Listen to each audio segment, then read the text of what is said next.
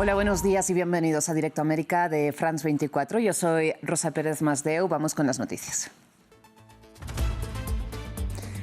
Son 179 los muertos confirmados en el accidente de avión de este domingo en Corea del Sur.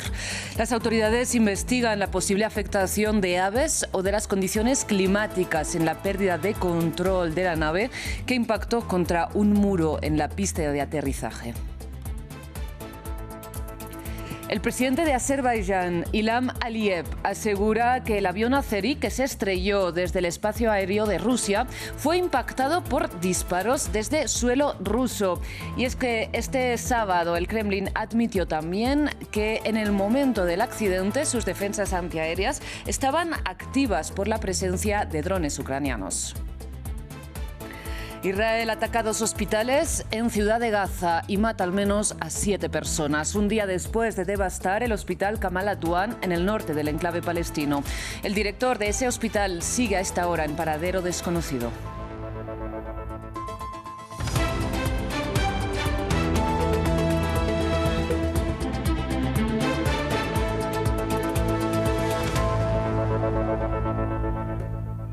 Actualizamos la información que llega desde Corea del Sur porque el gobierno ha decretado 7 días de duelo nacional cuando ya son 179 los muertos y 2 los supervivientes confirmados en el accidente de avión en que viajaban 181 personas. Dado que la tripulación no reportó ninguna anomalía técnica antes ni durante el vuelo, la investigación se centra en averiguar si la presencia de aves pudo causar la pérdida de control del avión durante el aterrizaje, lo que desencadenó en el choque contra un muro del aeropuerto y un incendio que envolvió la nave en llamas.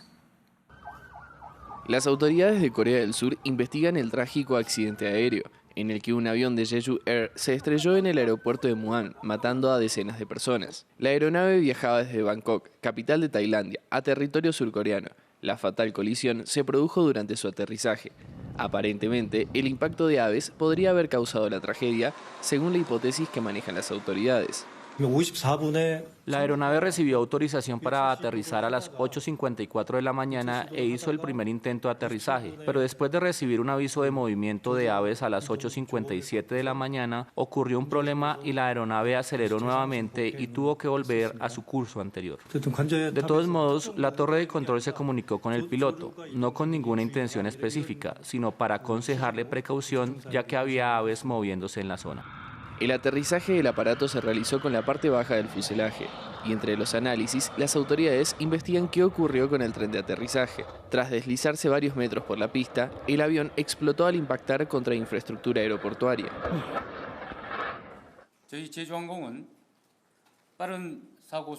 Jeju Air hará todo lo posible por esclarecer la situación rápidamente y apoyar a los familiares de los pasajeros. Además, junto al gobierno, haremos todo lo posible para averiguar la causa del accidente. Según los directivos de la compañía, el avión estrellado no tenía antecedentes de accidentes y tampoco habría arrojado señales de fallas técnicas. Ahora cambiamos de tema porque hay novedades sobre las posibles causas de otra catástrofe aérea. Hablamos del avión de Azerbaiyán que en su viaje hacia la ciudad rusa de Grozny el pasado miércoles se estrelló intentando aterrizar de emergencia en Kazajistán en una maniobra en que murieron 38 de los 67 pasajeros del avión. Bien, después de que el presidente ruso Vladimir Putin se disculpara ayer ante el presidente de Azerbaiyán y el Kremlin admitiera que en el momento del incidente las defensas aéreas rusas estaban activas por la presencia de drones ucranianos, este domingo el presidente de Azerbaiyán ha ido un poco más allá y ha declarado que la nave fue impactada con disparos desde suelo ruso, pero ha atribuido el ataque a un accidente. Sin embargo, ha lamentado que en los primeros días sectores rusos quisieran ocultar las causas del siniestro.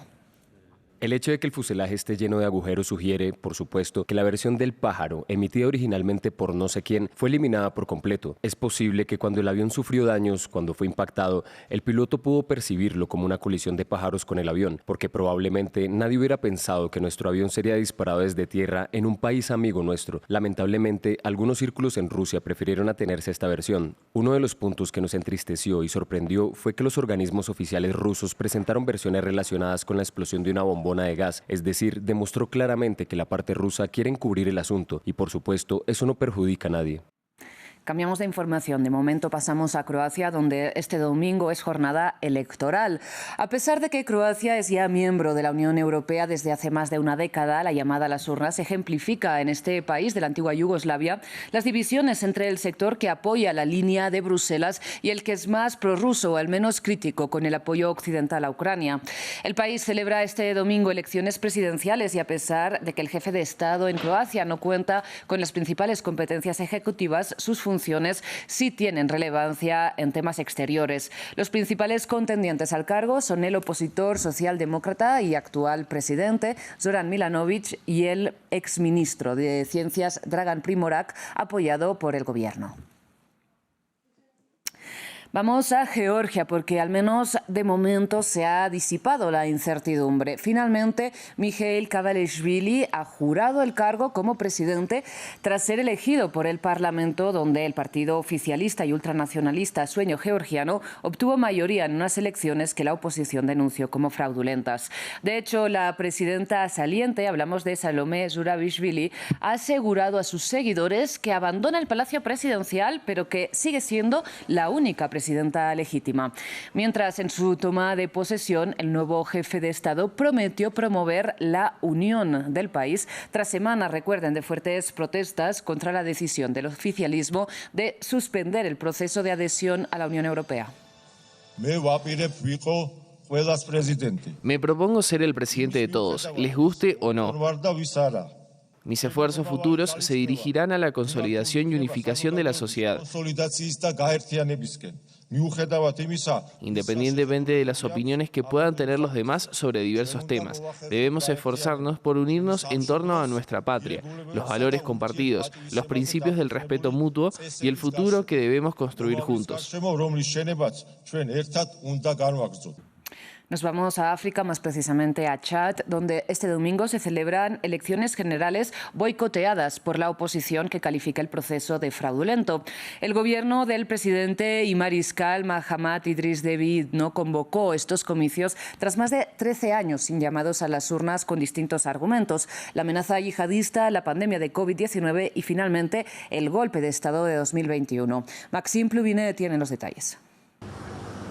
Entre boicot y promesas, una escasa participación electoral en Chad.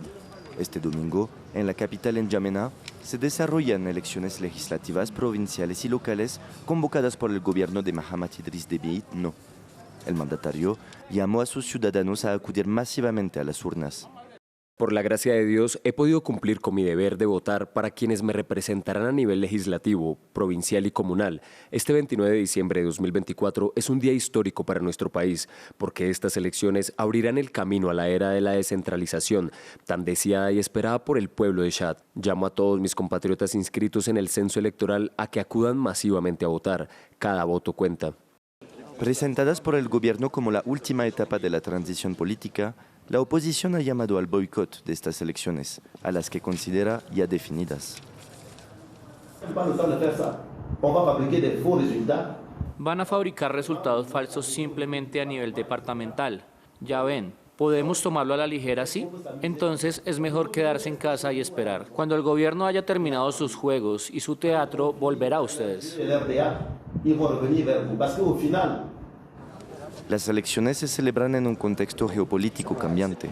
El actual presidente de 40 años es el hijo del exmandatario Idris Deby padre, asesinado por los rebeldes tras 30 años de poder ininterrumpido.